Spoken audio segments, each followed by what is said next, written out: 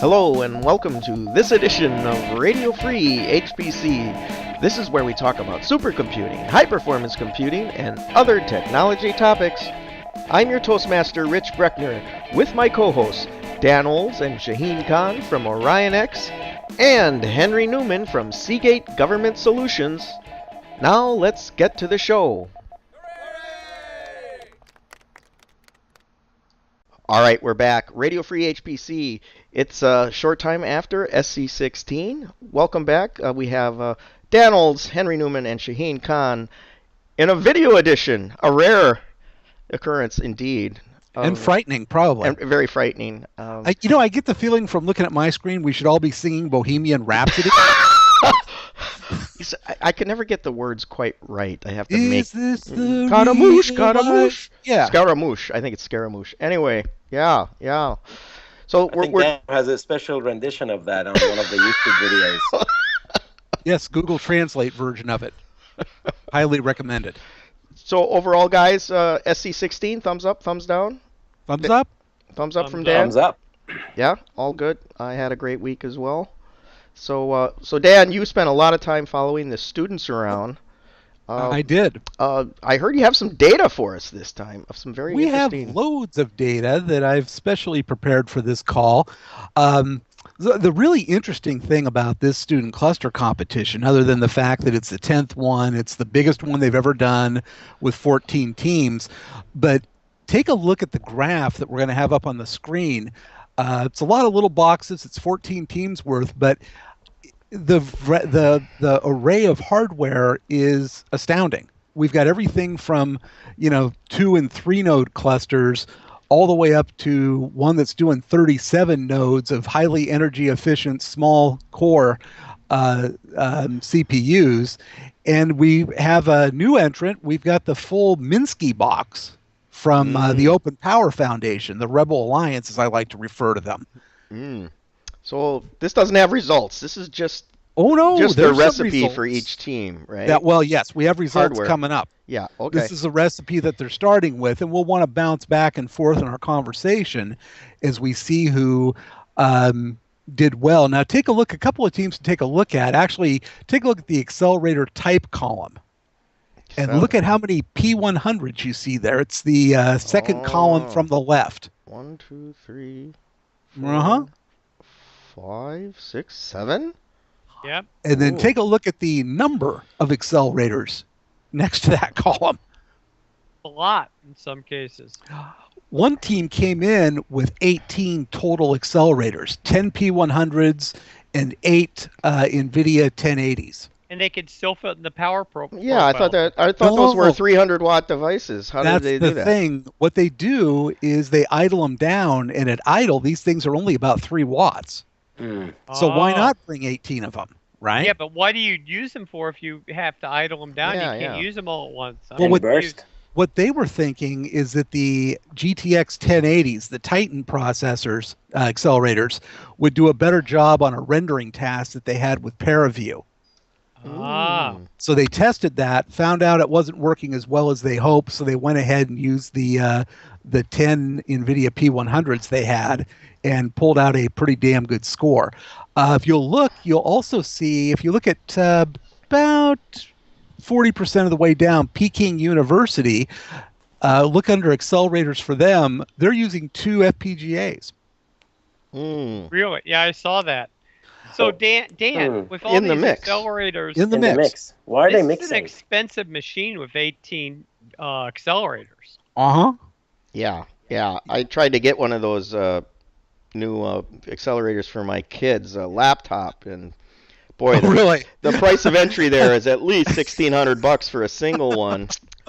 Plus the new motherboard that has a PCI on it. Yeah. Have to do that. Yeah, serious. So, that's a fairly expensive machine. So how are these systems funded, Dan? Is it NVIDIA's loaning them the cards, for instance, and the vendors are loaning them the equipment. Yeah. Got it. And I'm sure that FPGAs aren't cheap either.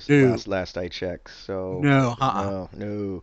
Let's jump down to the next slide, and we're going to have some results from benchmarks we know and love. Look at what happened to the student cluster competition top Linpack this year. Factor of 3 looks like almost. Went from 12 to about 31 All right. Well, a little Since in 6 months. Yeah. in one cycle. And the only thing I can see that's different in these configurations, I mean, they're all going for 3,000 watts. They're all going for it hard. Difference is the P100. Hmm. Wow. Hmm. And what I think what's interesting is a lot of them. Yeah, it wasn't an anomaly. That's the thing. You got Yeah. how many in the ballpark? Six. Well, six look at teams were right within swinging range of that look top at the number, median. Look at the median. The median is 20 grand. which is way higher than the Which- record 6 months ago. Exactly. Wow. Yeah. So that P100, that'll run your Windows for you. That's a big leap up in performance Now, what do you? Linpack. for Linpack, yes, and Is- a pretty good performer for HPCG as well. Are these all NVLink with the P100? No. No, So it's only one NVLink system, and that's Peking at 26.9 on HPL. Okay. Well, this is None of course of this the is others are Linpack. NV. You're not moving a lot of data around. No, not the much Linpack. interconnect. Yeah. Okay. Interesting though. So why the variation within just the number of P100s? Not necessarily, because a lot of those teams are running, 8 P100s, Mm-hmm. and it's how well the kids put together the optimization for it. I see. So Right. that still makes a big difference, It does. It does. even for something as well understood as the workload. Yes. Yeah. I mean, there were Huazhong, Nanyang, Tsinghua, and USTC. Well, USTC was using 10, but all the others I just named were using 8. And you Right. see them up there Yeah. clustered near the top. Peking was using 8 P100s as well. Yeah. But you have things that go wrong. I mean, some of the teams didn't have as much hardware, but the thing is, they're all dealing with this 3,000 watt power cap. And it helps with CG and HPL. Yes. As you can see, I think the tuning came out a bit different on CG, because look at the distance between the top teams. Those top 6 teams all have a lot of accelerator on them. Uh-huh. And that the median score is half of what the top score is.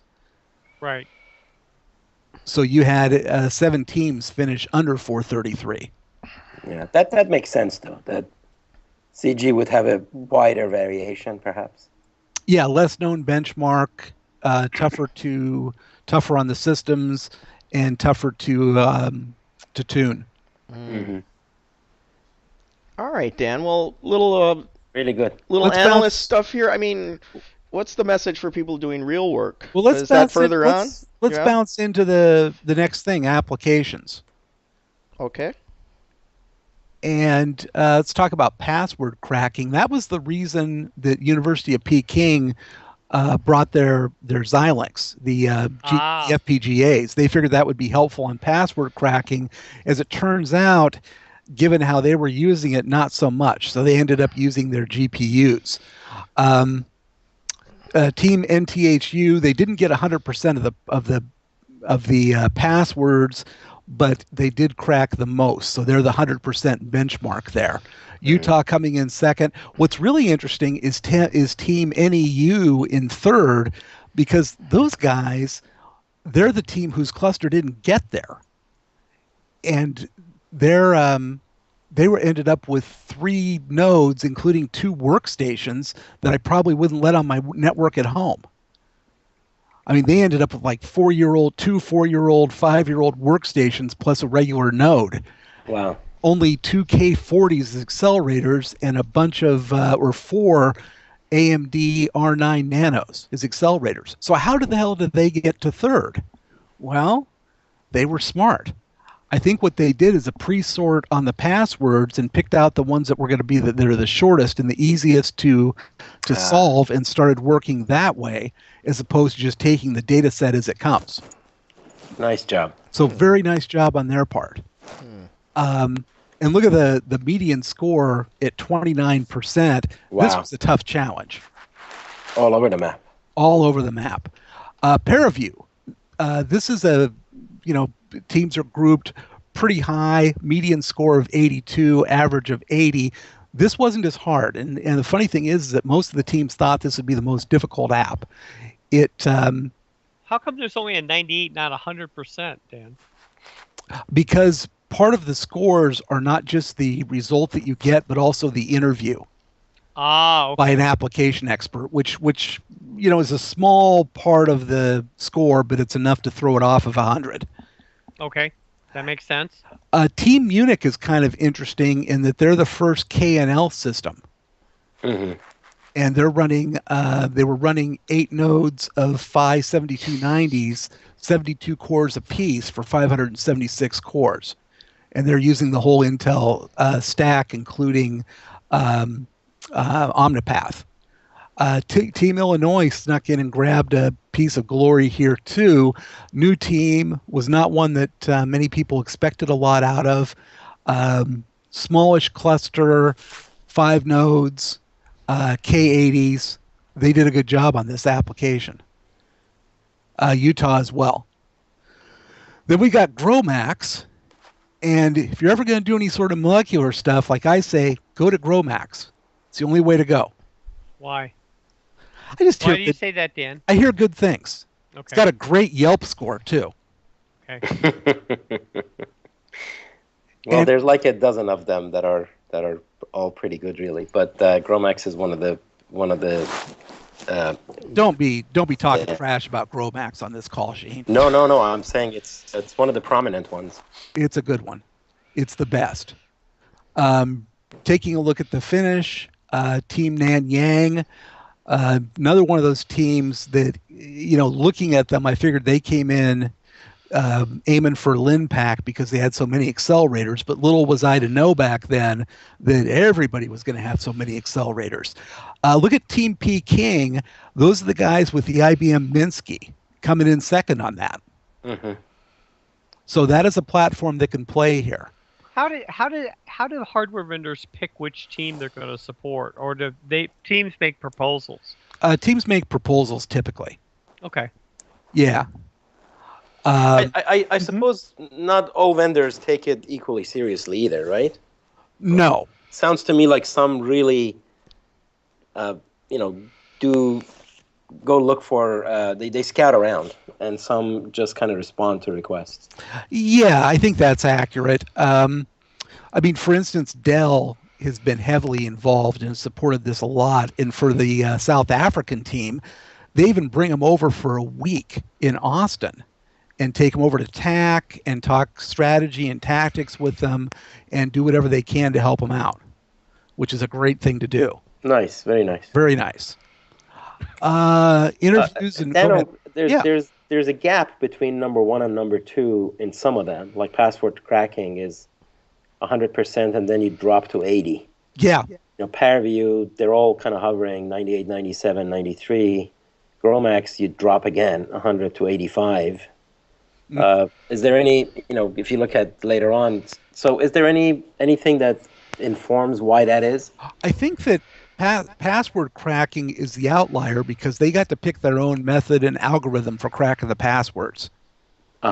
And for instance, like Northeastern and Auburn, what the expert told me as well is that they probably found a really good dictionary that conformed well to the passwords, and they were just working that dictionary for all it was worth. While others may not have found as good a dictionary. Okay, GROMAX is another one like that. It's a nice gap between 100% and number 2. And if you look at the median score, this was also the mystery application, so the kids didn't know they were going to face this, and this could have been the first time they've looked at it. So Dan, I guess I've got a question. Sure. On like a mystery application, do they tell them in advance how much memory is going to be required to run this, or? Yep. So you could throw the dice and put a small amount of memory in your system and put more power towards processing, and then get in some serious trouble with an application in terms of having to, yeah. Absolutely. Yeah. Yeah. And one of the things, I don't know if you noticed this, Henry, but, well, actually, I don't know if you know this because I don't think you were on the call, but one of the things that they did this year is they had a power outage. I like power They outage. scheduled one. I'm all in favor of that. And so the teams had to checkpoint. I'm all in favor of that. And so if you look at how much disk they had with them back on that configuration slide, there's some folks packing some significant disk. Yeah, I would add, by the way, in your next time you do this, the bandwidth. Find out how much bandwidth. Having disk is great, but how much bandwidth do you have? Well, isn't that disk is all attached? Everything, pretty much everybody's using Mellanox EDR or FDR. No, but the bandwidth to the disk. I'm talking. You should put that because that'll, if for your next time you're doing this. Wouldn't that be? That's a motherboard statistic. No, that might be. Some of these might not be spinning disk. It could be SSD. Oh yeah. Yes, and I should have noted that. I do know which ones are SSDs. Well, I think you should just put the bandwidth and for the next time you're doing this next year. Okay, I will take that under advisement. Now, looking at reproducibility, that's one where everybody was clustered. The median score was 92%. What this was taking a paper that had been presented to SC and proving it out in a previous SC. And I believe that this was looking at doing the genome of pond scum, something with which Henry might have some familiarity with. Because he's a diver. Because he's a scuba diver. I thought it was his long, storied history of benchmarking.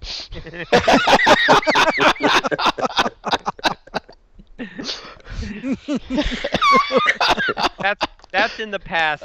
Okay. It does work on several levels, however. Yeah, it does. All right, Dan. Well, this is all interesting. And the overall results, last slide. USTC was the first team in SC history to win both the highest Linpack and the overall championship prize. Yeah, they're pretty. The top three are pretty close. All Very three close. Yeah, with UT, it's not. But then there's not a big blowout. step. Yeah, big step down to the average. And then what was their configuration again? USTC's configuration was 6 nodes total, using 18-core Xeons, 216 CPU nodes, 768 RAM, 768 gigabytes of RAM, using 8x Nvidia P80s, 10x Nvidia P100s. And in practice, they just use. They use they use 10 P100s. Sounds like they used up every PCI slot they had available. Oh yeah. Okay, so question, Dan. And by the way, though, go ahead. Utah came in number 2.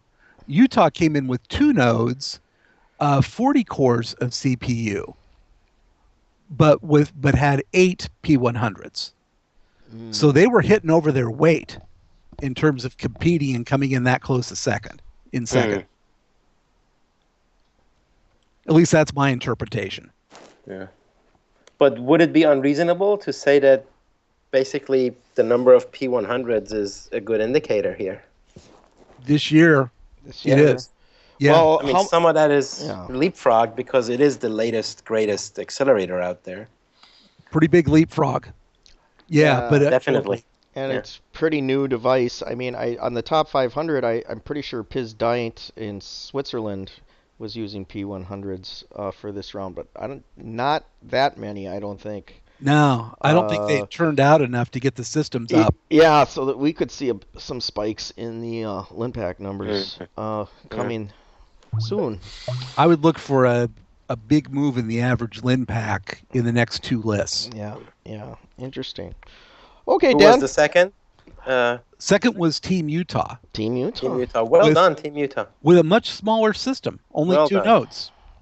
And a pretty close competition, 86-89. Yeah. Very close. Mm. I mean, that's close enough that an interview here or there could have thrown it off. Yeah. Now, there's home court advantage factor here? It never has been before.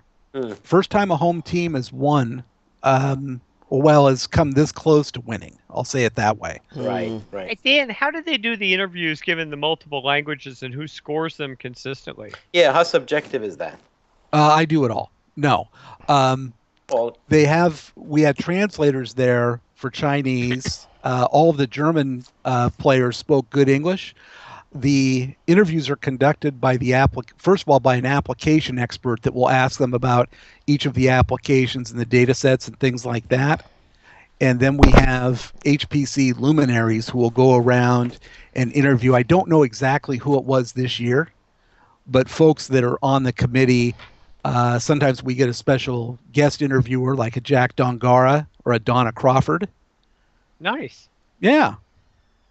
Well, Dan, thanks for sharing this. This was really useful. Yeah. excellent, excellent. Very Thank good. you. All right, guys. Well, let's shift gears here. A lot happened since we last talked. Let's do a catch of the week. Catch of the week. We should have a theme song for Catch of the Week, Rich. I'll think get he the does. catch of thieves. How about the Theme or themes of something. Gilligan's Island, since it's they fished on that show? I can find something. I'll find some tropical Okay. sort of theme. Okay, there you go. But it is Catch of the Week time. Who'd like to go first? I'll jump at it. So I will post this. There's been 2 interesting articles this week, and I'm not picking on any vendors specifically about Oh. automated, auto driving cars. 1 being hacked, and 2 auto driving cars having a number of accidents when they're in auto drive mode.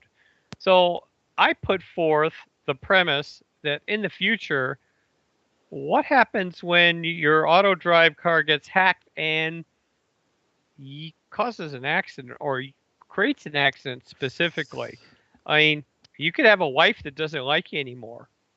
And Who's an electronics engineer yes, it won't take much in the future, or could hire somebody. or has an app for her phone on it.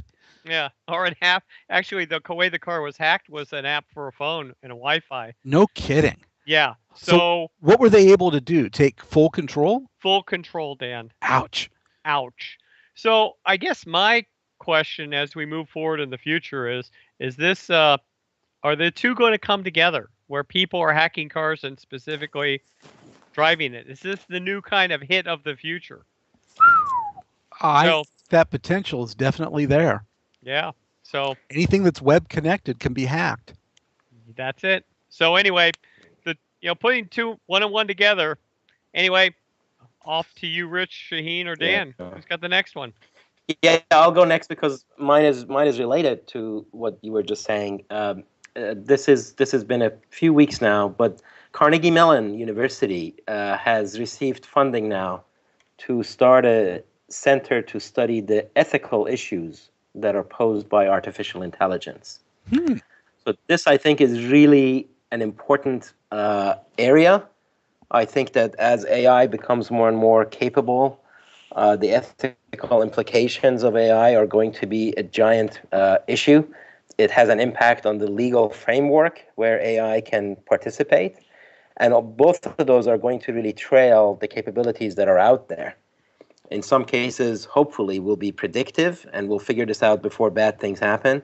In other cases, I'm afraid bad things are going to happen before you kind of go back to what you're going to permit and what you're not going to permit. I think we should make sure they all read Asimov before they start. The 3 laws. Yeah. I think the question is, can you program them in? And do you need additional Asimov amendment to those laws? Yeah. So we have a paper on this and other related AI topics with OrionX. If you get on orionx.net/research, there's a big section on the future of AI, and this is a pretty central part of it. That was, yeah. Okay, my catch of the week is something that just started coming up yesterday, bubbling up out of the swamps of the internet. There's a site out there called thelayoff.com that's posted a rumor that Oracle is going to drop both Solaris future development and Spark future development. Essentially a death knell to that venerable system and processor. Plus, they'll supposedly shed 50% of the company as well, employees. And I've had it not confirmed, but I have had a couple of other folks who should know tell me that something big is happening today at Oracle, which is today, Friday, December something. 2, December 2, and we are at 11:38 a.m. Pacific time, and anything big like this would be announced after the financial markets close at 1 p.m. Pacific time. So we're an hour and 22 minutes away from an announcement, if there's going to be an announcement, or else this is the biggest clickbait ever in the tech world. Yeah. Oh no, I'm sure there's been other big ones, Dan. If of this completely does unfounded rumors? Yeah, completely unfounded. If this does happen, I think this is bad for the industry, really bad, because operating system competition and hardware competition is good. Yes. Yeah. On the other hand, how much the notion of what an OS is and what it does has rapidly shifted over the past few years. So I think that's part of the reason why the rumor is not dismissed offhand, is because there's enough change in technology for a forward-looking company to take action and sort of rearrange resources. So we'll see. And Shahid, in the pre-call we talked about microkernels. I think we'll talk another show about all of that. Microservices, microkernels. Microkernels are an 80s term. But I think you're absolutely right. But that doesn't mean that having another player competing is not a good thing. No. Oracle has been very, very effective. I think they... You think they're taking a lot of new name customers? No, but again, that's not the issue. No, what I am saying is that it is not often I get to disagree with what they're doing. They're usually pretty astute when it comes to the technology business. Dan, so if they do anything like that, my first reaction is to try to understand why they did it, because they probably had a good reason. Now, we don't know if they're even do anything like this. Yeah. So it's all academic and, rumors, but I think the right perspective is to first understand why they did it. If they did something. If they did something. And then go in it with the attitude that they probably had a good reason, and then come back and analyze it. And Dan, I would say that the idea that having somebody who you think isn't innovating, Solaris is very innovative historically. Some of the things they've done, and that doesn't, please don't be disparaging, because everything is cyclical, Dan. Everything is cyclical. But what I look at, I've got to look at Solaris pre-Oracle and post-Oracle. And post-Oracle, not a whole lot coming out of that. Wrong. It is not wrong. Wrong. Well, they did put OpenStack in Solaris 11. They did have a lot of other things that were really pretty cool. So, Rich, but there was a rumor that the code wasn't as pristine as it had been before. Rich? Well, what do you think? Because we are hurting for facts here, but we do know Larry Ellison has turned the turrets towards AWS as public enemy number one. And to compete with those guys, they're going to need to do things differently than they are. AWS is proving to be very agile. We could just do a whole set of catch-up weeks just from the reInvent conference this week. They announced some really interesting stuff, including an exabyte semi-truck for Henry's main objection to this snowball thing, right? The glacier thing. So, was that real or just for effect? No, it's a container of storage, like drones, an exabyte in a container. Wow. So you want to get your data back out of AWS, like Henry said. How would you ever do it? The truck will pull up. Semi. The truck pulls up and well, that's the highest standard out there. The latency isn't great. The latency is not good. Well, Yeah, try moving that over a wire. So. Yeah, it's way better than the wire. Yeah. Ethernet is always better than. But anyway, the point being, if Oracle really does want to compete in cloud against AWS, they're really going to have to re-engineer the company. So, But now AWS kind of took the bait at their conference, and they actually mentioned Oracle, and they were talking kind of trash. competed back. should never have done that. They should. So never I think have they have engaged, legitimized Oracle as a cloud provider. the thing. So it'll be interesting to watch that. which is what Larry wanted them to do. Yeah. Yeah, which was a brilliant move on his part, knowing they would take the bait, or hoping they would take the bait. Yeah. Well, as it is, AWS is the undisputed leader in that space. Without a doubt. So they're the ones And to beat. executing really well. Yeah, Executing yeah. extremely well. And giving Google a run for their money, and Azure as well. So. And IBM. And who IBM. Oh yeah, don't cannot forget be them. dismissed, Yeah. because I think they have a very different strategy with cloud too, and a very, very good strategy, if you ask me. Yeah, but I'm not on the bandwagon that you're on, Shaheen, that you think cloud is going to be ubiquitous. You're wrong about that. Like it's not No, I already. didn't say ubiquitous. I just said that's where the action is going to be. Yeah, I still think it's going to be just a small percentage Dan, overall. I want to hear what Rich's catch of the week is. Yeah, what is your catch of the week, okay. Rich? Big supercomputing news this week. In Japan, the AIST facility announced plans for a 130 petaflop supercomputer designed around AI. This is half precision, by the way. This is not 64-bit flops, but So 32-bit. half or quarter, right? So designed around AI and machine learning, though, and this machine has been architected by Satoshi Matsuoka, who has built a number of very efficient machines, and somebody's writing on a nice check here. It's out for RFP, as I understand, and he said it's going to usher in the age of AI flops. Wow. Let's get rid of the old flops. Let's the get some new new AI ones. flops. I was, Yeah. I've been thinking that maybe we should have full flops, half flops, and quarter flops. So it would be like F and H Q and flops. Q flops. I think this is an opportunity for a new benchmark. Yeah. Yeah. Joy. Well, there are a couple of AI benchmarks, of learning benchmarks out there, but I don't But they're- know how they're not well they being scale. And they're not being used. At least in our world, public. No. Well, I mean, Nvidia throws up some AlexNets and others do too, but I don't think you can scale AlexNet to hundreds or thousands of nodes. Don't know. But So that's anyway, interesting But news, anyway. Richie. Yeah. Rich, yeah, thanks that's one to thanks watch. for that. It was good. I do have one extra though. Something HPE. left in your fish bag. Yes, Oh. HPE this week announced that they had a working prototype of the machine, the futuristic enterprise machine they've been talking about for Yay! years Excellent. with Dan's memristors. Yes. And Yes. their That's register great promptly news. printed a story. Now the machine is completely dead because they're just going to integrate the technologies into their regular products, and there will be no machine. So there you go. But that was supposed to be a commercial box, not a test bed, right? Yeah, it was going to be a whole new, alternative to von Neumann architecture designed for the big data world that we live in, right? The concept's been around a long time, and it's morphed from this is totally the way of the future, and it's going to be a product, to actually the right pieces are going to get integrated in the right products. So maybe it's become a little bit more practical as it's advanced.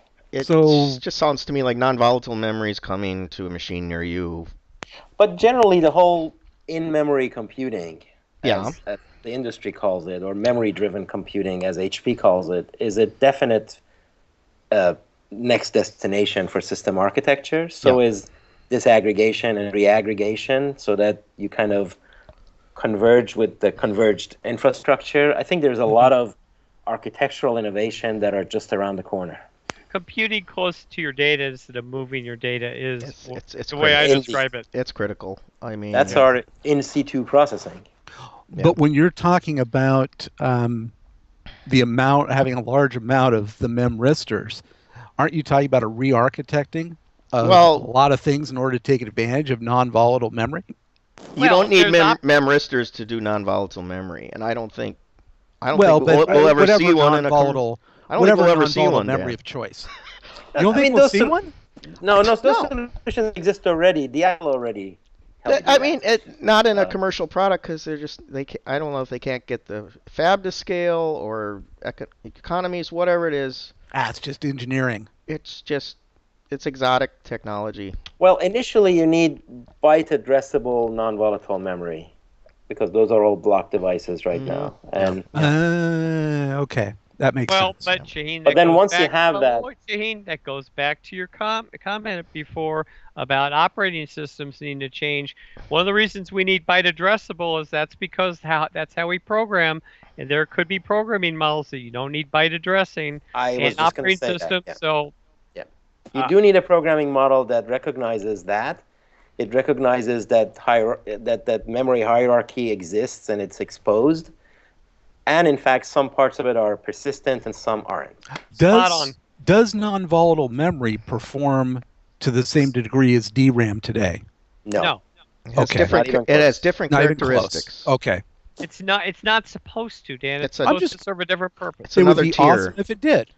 and it would be and the, awesome and the if it costs are did. different as well. Faster It- than Flash, but slower than DRAM. Yes. Yeah, I think as Rich was saying, it is another tier with different size and speed capabilities and cost. Yeah, it costs. Yeah. Correct. Yeah. Yeah. So there you have it. It was a big 2 weeks. A lot happened that we didn't even touch on, guys. Big rockin' show for us today. Oh, yeah. All over the map. Yeah. I mean, I could just tell you about my booth tour and go on for another hour, but I'd just. That'll be the after show. We'll save that. Yeah. Yeah. All right. Well, Dan, is this a good place to wrap it up? You seem to be the master of.